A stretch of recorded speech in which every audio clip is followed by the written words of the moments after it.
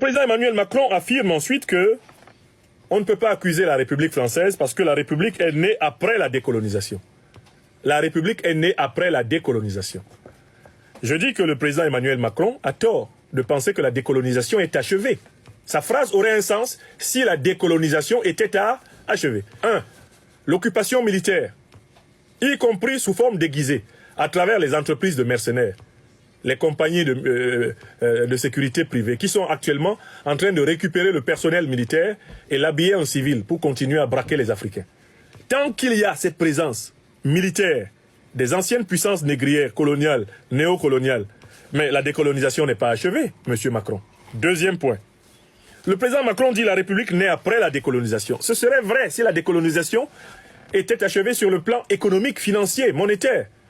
Il n'y a pas encore décolonisation d'une quinzaine de pays de l'Afrique francophone, puisque c'est la Banque de France qui contrôle leurs finances, qui contrôle leur monnaie. Il n'y a pas de souveraineté sans souveraineté monétaire. Le président Macron dit que la République naît après la décolonisation. Mais on n'est pas après la décolonisation. On est encore dans le processus de décolonisation. On est même avant la décolonisation. Troisième point. Le président Macron dit que la République naît après la décolonisation. Mais écoutez, le troisième élément fondamental de la colonisation, c'est l'immixtion de la France dans la désignation des dirigeants africains. Nicolas Sarkozy n'a-t-il pas dit?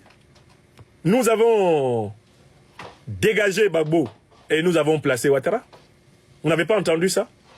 N'a-t-il pas dit, quand Laurent Gbagbo lui a résisté, je vais le vitrifier? Monsieur Sarkozy qui traîne dans les tribunaux de Paris, ne l'a-t-il pas dit? Mais n'a-t-on pas vu le président Emmanuel Macron en personne se déplacer le 21 avril 2021 en Djamena pour installer quelqu'un qui venait de faire un coup d'État contre la démocratie tchadienne à l'époque?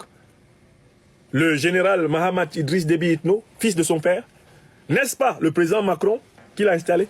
N'a-t-il pas adressé des lettres de félicitations à des dictateurs civils africains, grands fraudeurs aux élections, grands violeurs de constitution, comme Ouattara Draman, Biya Paul, Sassou Nguesso et consorts?